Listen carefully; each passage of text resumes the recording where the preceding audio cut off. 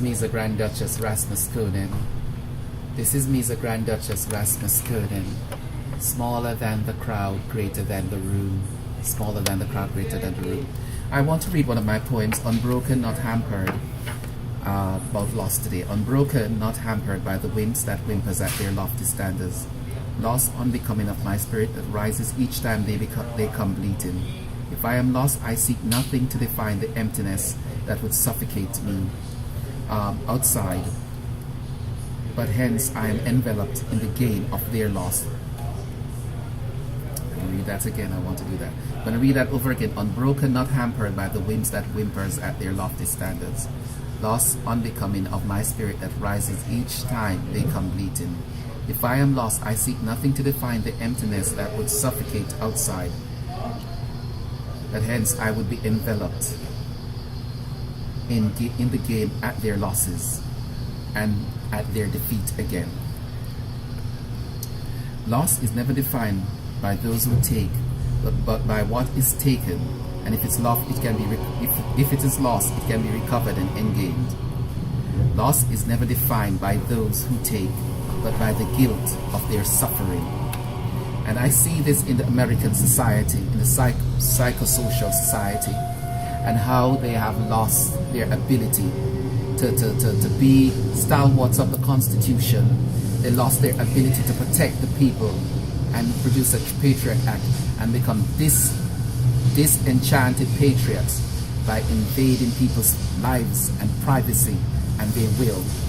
And how they have this little NSA guy, they want to persecute this guy for the evil that they were doing, perpetrated on the regular society. IRS involved in all of these things and all these lies. So what should we trust? Who should we trust? What about the next bunch of presidential candidates? Are they trustworthy?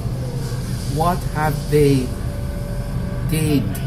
Nothingness, loss. I voted against, you voted against nothing. You stood for an unethical principle and you knew it was in, you knew it was in place and you knew the harm it did and you stood by until it became public, until somebody had to run away from their friends and family, isolated from the values and integrity they have come to know and trust. Poor lonely soul. And nobody sees, none of the rest of society sees that this man was fighting for the freedoms of the Constitution. Those freedom that made us free, the democracy that made us greater in that society, in our formation, greater because of its diversity and its inclusiveness. What happened to that freedom that Barack Obama promised this young society? They are disillusioned. Who should they trust? What have they lost? Nothing has been gained. It was just it seems now to be a whimsical thing, the first elected black president. And that's all it was, the novelty. Have we become a novelty psychosocially?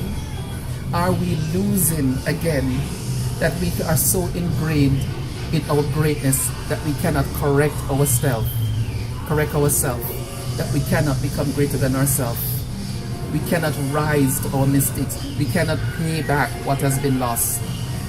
We cannot negotiate our stand. Eloquently we can speak, but we cannot communicate. Then we have lost and we are losing. What is the young generation supposed to look for? I am going to enlighten this to my grandfather, who had a whole lot of land in Kingston, Jamaica, St. Mary, before he moved to Kingston, because of his brothers and sisters. I lost my brothers and sisters in this process. Good luck to them, let them go. They were part of this persecution, the identity theft, and so forth. What have my grandfather, and I'm telling you, spirit of love can never be lost. But my grandfather lost all the land that he had inherited. His brothers and sisters never allowed him one piece of it. He had to leave the country. He came to Kingston. He was spat upon, he was homeless, he swept streets, slept in corners, and worked, picked up trash. Those were menial jobs and things that people looked down upon. If you went to the countryside, if you had so much in the country and you had to come to the Kingston to do that, you were looked down upon as worthless. And my grandfather, Frederick Emmanuel Brown, did all of that and built a greater empire for himself.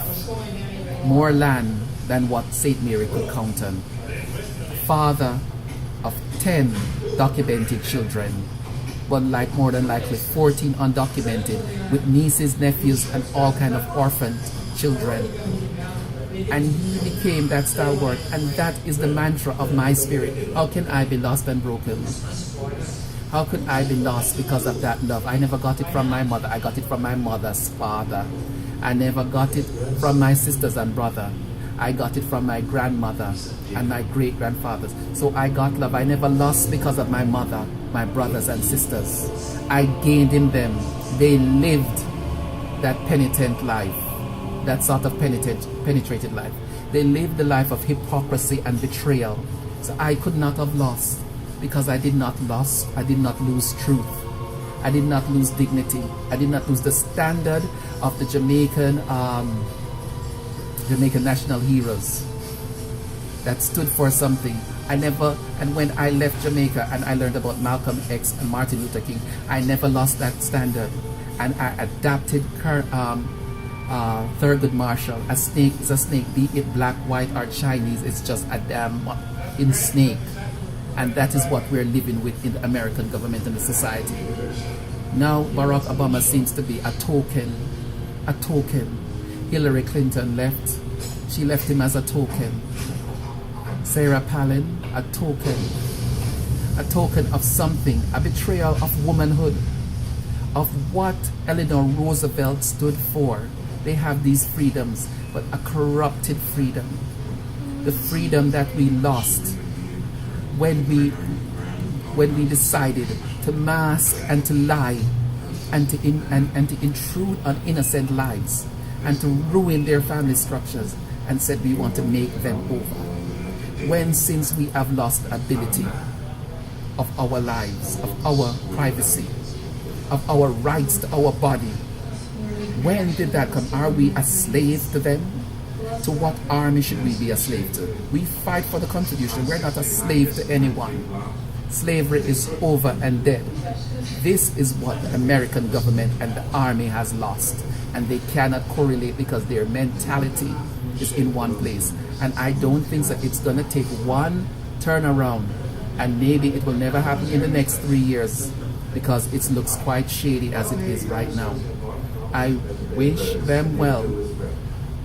But what I foresee for the future, I hope the sun shines brightly where it should. Because thievery has no place and neither does dishonesty. And why would any administration and any political group be a party to such thing? And here they are trying to recoup this NSA guy treason. The treason lies where they are.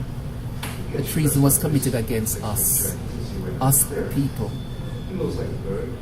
Telling me I don't want captain anymore. No. The captain was not, the person was not respected, neither was to the rank be respected. So take it away. I'll take the money. I'll take the reparations. And I'll fight for something greater. Because you can't fight with people whose mentality is not. You cannot change their mentality. Who use their power as assets of cowardice to face the real problem. Because the problem is in the mirror. So I have not lost. I may be at a disadvantage, but I am not lost. And I have not lost. They have lost. How do they define themselves or redefine themselves? And how do they repair the damage that they're done? This is me, the Grand Duchess Rasmus Conan, also known as Ryan Tomlinson. You cannot use somebody's life like a puppet or a toy. It's inconceivably inhumane and uncivil. And we criticize China. Have a good evening.